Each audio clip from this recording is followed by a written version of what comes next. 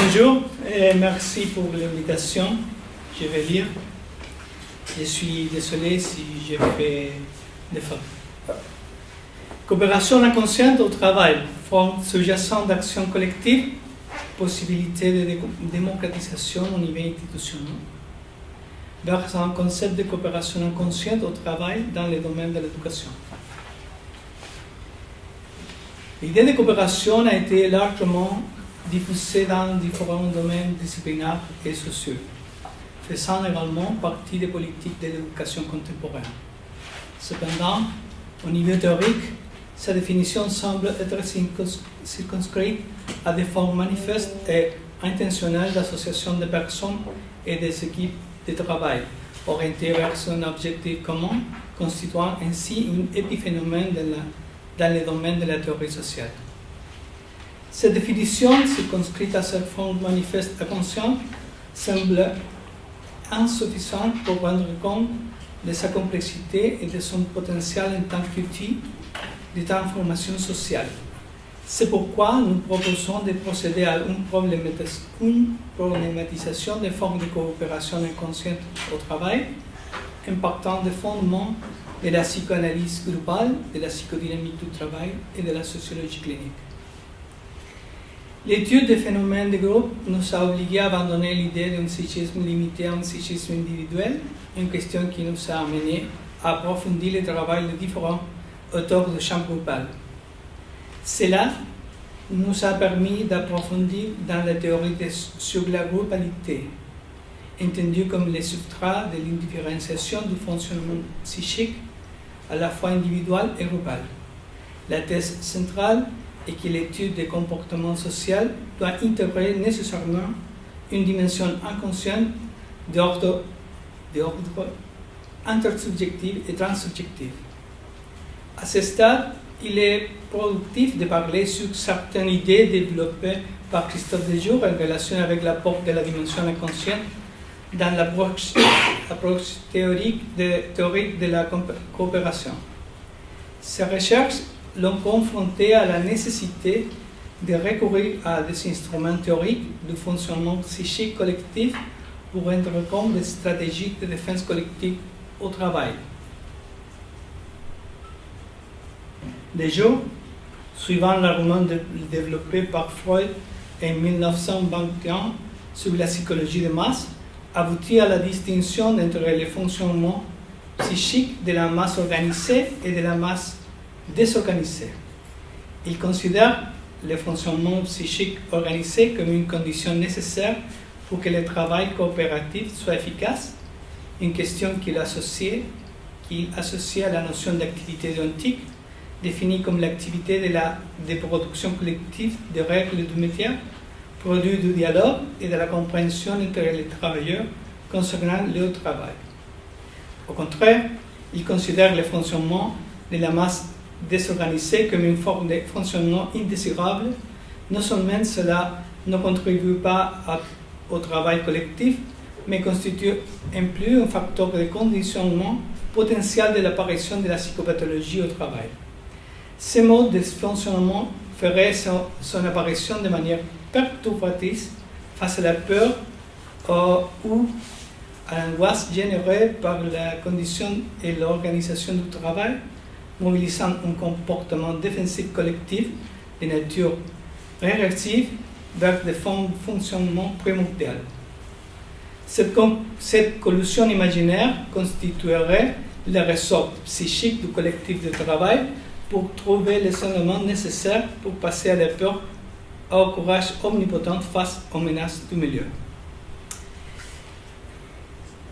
En coïncidant en partie à l'argumentation de Jourian, nous comprenons que la non-prise en compte des fonctionnements psychiques désorganisés ou indifférenciés constitue un obstacle épistémologique dans la compréhension du comportement du collectif du travail, car elle empêche de penser la relation qui peut exister entre les deux modes de fonctionnement au-delà de la réponse défensive face à la peur.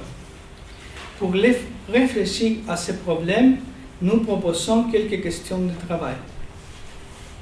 Si l'on accepte l'hypothèse de l'éruption de la forme désorganisée du fonctionnement psychique dans certaines circonstances, comment sa place et sa fonction seront-elles comprises dans le fonctionnement psychique individuel et collectif? L'indifférencié est-il ou n'est-il pas constitutif du psychisme? En d'autres termes, peut-on théoriquement soutenir que le fonctionnement psychique désorganisé n'apparaît que devant des situations critiques, ou est-ce qu'il concourt inconsciemment au fonctionnement quotidien du collectif face à cette tâche? Quel est le destin des indifférenciés dans le collectif de travail? Aborder la compréhension de la relation entre les modes de fonctionnement psychique profond nous confronte à une discussion ancienne dans les champs groupales, qui consiste à définir le collectif du travail en tant que tel, un collectif psychique, ou à la comprendre en tant que groupe psychique. Penser à un collectif suppose que l'unité psychique primordiale soit nécessairement individuelle, ce qui ne s'articule que secondairement avec d'autres unités psychiques, formant une articulation de psychismes individuels. De manière antagoniste, la considération globaliste implique d'accepter l'idée selon laquelle l'unité psychique primordiale est indifférenciée et que l'individualité est née plus tard avec les processus de socialisation. Mais, attends, cette condition, toujours de manière transitoire, est soumise à certaines conditions psychosociodynamiques.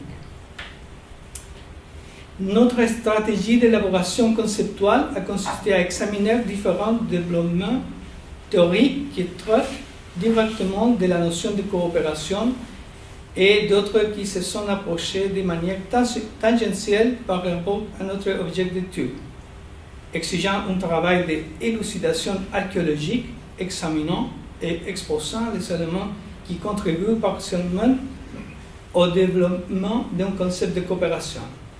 À partir de cette recherche, nous avons effectué la construction d'un échafaudage théorique pour la construction d'un concept de coopération inconsciente en utilisant les contributions de différents auteurs de champ groupal.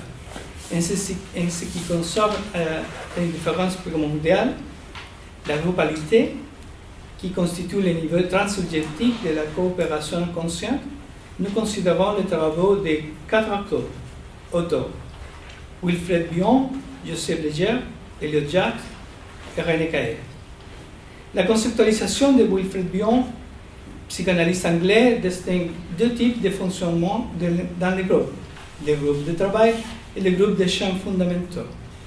Le premier correspond au groupe dans sa dimension consciente et stratégique.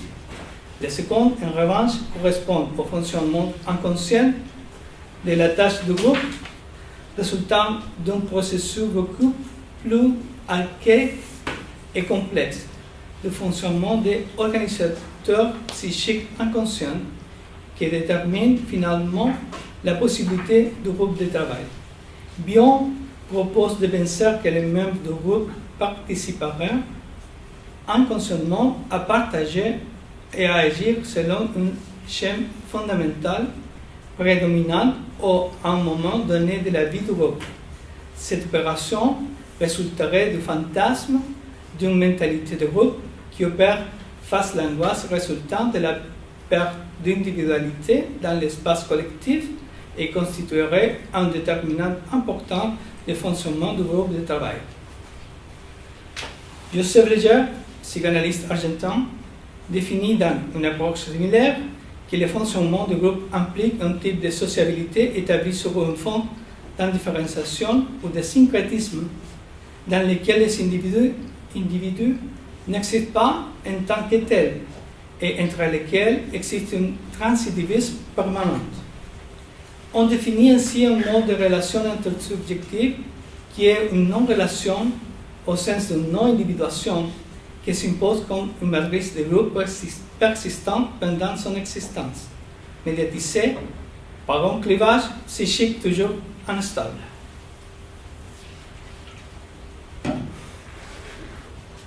Une troisième approche correspond à la position théorique d'Elliott Jaques, psychanalyste organisationnel canadien, qui a déclaré que les institutions sont utilisées par leurs membres individuels pour renforcer leur mécanisme de défense contre l'anxiété et en particulier contre la récurrence des angoisses paranoïaques et dépressives.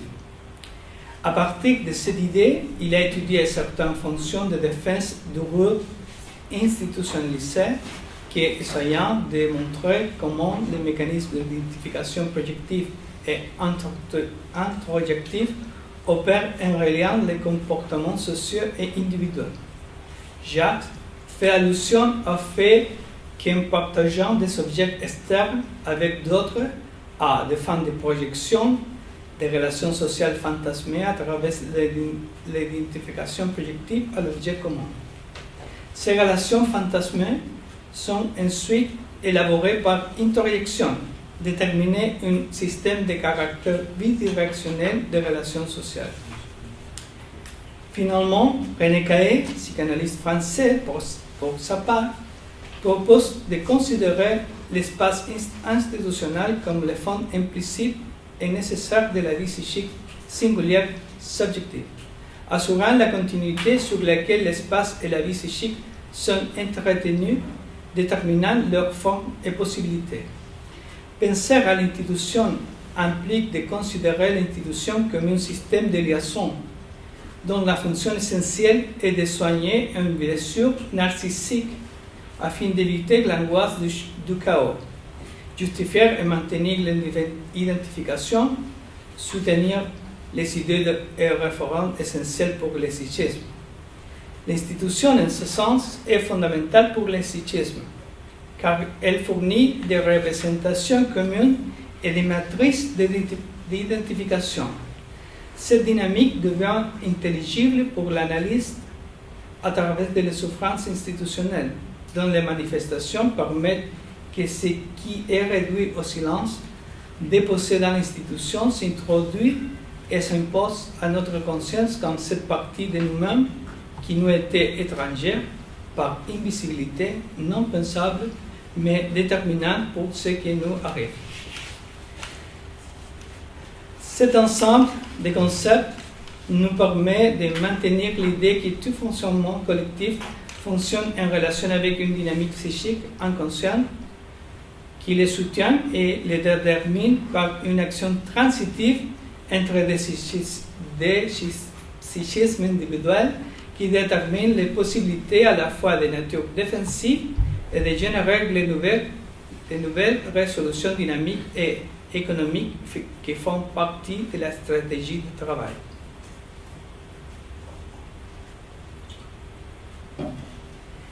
Au niveau intersubjectif, c'est-à-dire quand on peut supposer des distinctions entre deux instances psychiques et établir des formes d'interaction entre ces instances, nous pouvons considérer les contributions de René Caë et d'Enrique Pichon-Rivière. René Caë propose l'existence de formations psychiques intermédiaires qui soutiennent les vies psychiques globales et institutionnelles. Certaines de ces formations intermédiaires constituent des alliances inconscientes, des instances nécessaires à la génération et à la maintenance de groupements, et par lesquels les individus fixent un accord inconscient selon lequel, pour maintenir leurs liens et les groupes qui les contiennent, certaines choses doivent être réprimées, rejetées ou effacées symboliquement. La répression psychique et la rénonciation pulsionnelle fondamentale à la vie, à la société, sont constituées comme un effet de ces alliances, des pactes et des contrats psychiques inconscients, par lesquels les sujets s'unissent les uns aux autres et au groupe dans son ensemble.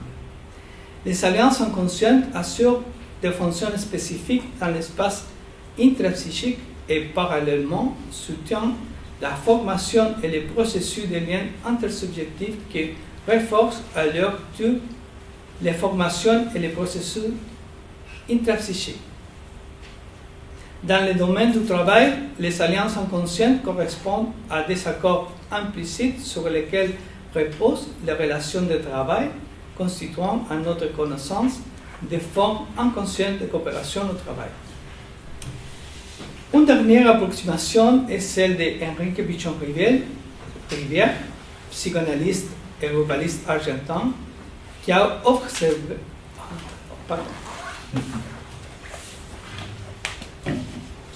observé qu'en abordant la tâche, les groupes tendent à fonctionner en général des situations dilématiques dans lesquelles un ou plusieurs membres font une procession en relation avec la tâche, tandis qu'un ou plusieurs autres membres du groupe s'y objectent, reconnaissant ainsi les leaders du progrès et leaders de la retraite comme des rôles fonctionnels qui favorisent la possibilité d'une résolution dialectique de la tâche. D'autre part, Pichon-Rivière distingue les porte-paroles du groupe en tant que membres qui manifestent ou dénoncent inconsciemment une partie de la pensée et des sentiments du groupe, qui étaient jusqu'à ce moment implicites. Pour cet auteur, les porte-paroles est au carrefour de la verticalité et de la horizontalité du groupe, et sa parole est à la fois individuelle et de groupe, à travers de l'émergence groupale dans le discours de groupe. Ce fonctionnement non conscient suppose un fonctionnement interpsychique qui permet au groupe de réussir sa tâche, constituant un concept de coopération inconsciente de caractère non seulement défensif, mais également opératoire. Conclusion. En bref, il est proposé de prendre en compte une dimension inconsciente dans l'étude des processus coopératifs des collectifs de travail. Ce qui implique d'accepter l'idée qu'avec des formes de coopération déclarées coexiste une dimension inconsciente.